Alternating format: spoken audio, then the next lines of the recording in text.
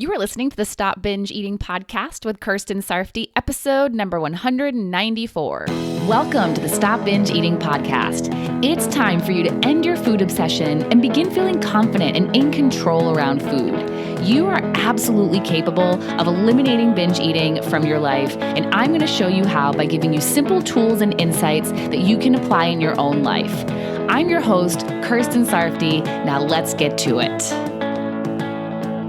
Hi, let's talk about wanting two things and making decisions. Sometimes there are two things you want, but unfortunately, you can't have them both. In an ideal world, you would choose both, but in this real world, you can't. Like when you're feeling an urge to binge and you want to never binge eat again, but also want to eat all the food. When you're in that position, it can be really confusing. What do you actually want? Your brain is saying you want to eat the food. Maybe you've already started eating and it's telling you that you want to eat more. But then there's this other voice saying that that's not what you want. You want to not binge. You want to not start eating. You want to stop eating. When you have these competing desires going on in your brain, you want to be able to say no to eating, and deep down, you know that's your true want. But you think that not giving in will feel too bad. When you have a desire that is left unanswered, when you're craving, urging, longing, or yearning for something and you're not getting it, it's uncomfortable. In that moment when you're feeling the urge, your most prominent want that you're seeing is the food. That's the desire that you get focused on. So it becomes yes or no for that desire. And you may say yes because you believe it will be more comfortable and easier to say yes. But you're not saying yes because it's your true want, your true desire, and you know this. You're doing it because you're choosing comfortable and easy. This is why it's so important to be willing to go through discomfort and do the harder things. That's what will make it easier for you to say no to eating when you truly do want to say no. To make the decision to choose your true want, you'll sometimes have to say yes to discomfort and yes to the harder option.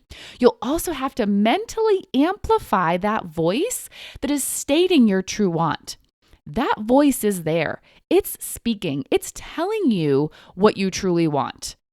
Are you hearing it? Are you agreeing with it? Are you choosing to focus on that want and telling it to yourself deliberately over and over? Or when you hear it, do you tell yourself that it's too hard or too uncomfortable? Do you push that want away? Do you ignore it?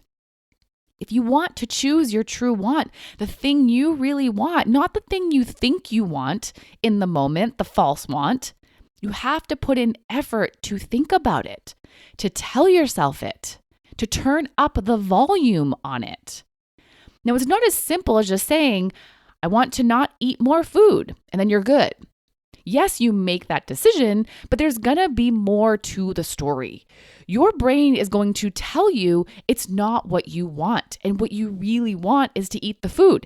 It even might tell you that if you say no, you're denying yourself of something you want. But let's be clear about something here. If you're desiring something and you say no, then sure, you're denying yourself of something you want. But if you say yes to eating, are you also denying yourself of something you want? If you say yes to eating more food because you don't want to deny your desire for more food and you eat the food, will there be something else that you're then denying yourself of by saying yes to eating? If there is, it's important to consider which of those things you're denying yourself of is more important to you. Would you rather deny yourself of more food? Or deny yourself of what you'd get if you stopped eating right now or didn't start eating? I bet most of the time when it comes to binge eating and eating past fullness, you'd rather say no to more food than no to what you'd get if you didn't eat the food. So take a moment to consider all the way through what you're really denying yourself of and what you really want. You always have the option of taking a pause, always. Instead of just reacting to your desire and getting what you think you want, take a moment and think about it. Even if you just set a timer for 1 minute or 5 minutes to think this decision through, the pros and the cons of each option, you're giving yourself a better chance of landing on choosing your true want. But when you're taking that pause, it's so important that you're not pushing your wants away and resisting them. This is a moment for you to get curious, to have a discussion with yourself, not an argument, and not to pressure yourself. Trying to push away your desire and resisting it is just going to intensify it. So don't push, don't resist. Acknowledge this desire to eat or to eat more and look at why you want to do it and why you don't. You can consider your future self, who you will soon be in 30 minutes, in 1 hour, in several hours.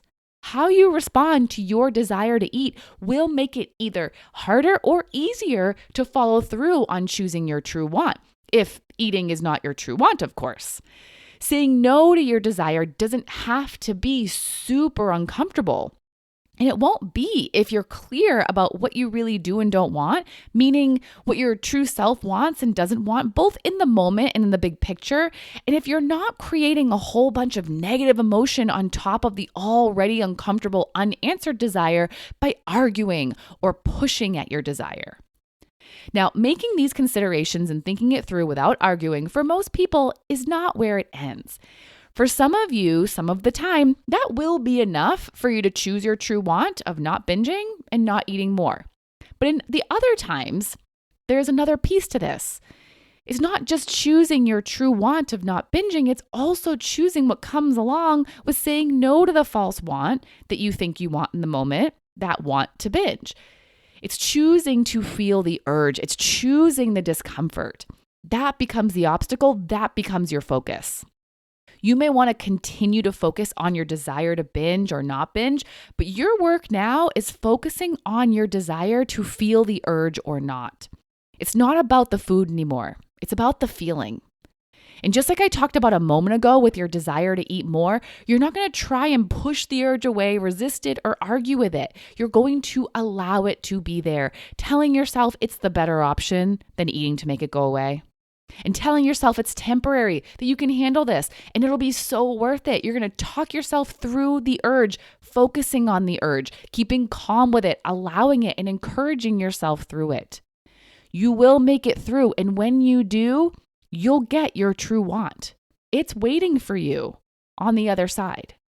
Saying no to your false desires that you think you want in the moment is possible for you, and it doesn't have to be a struggle or a super uncomfortable experience. It can actually feel good to say no when you're doing it in a useful way, a way that's aligned with what you truly want and your long-term and short-term goals.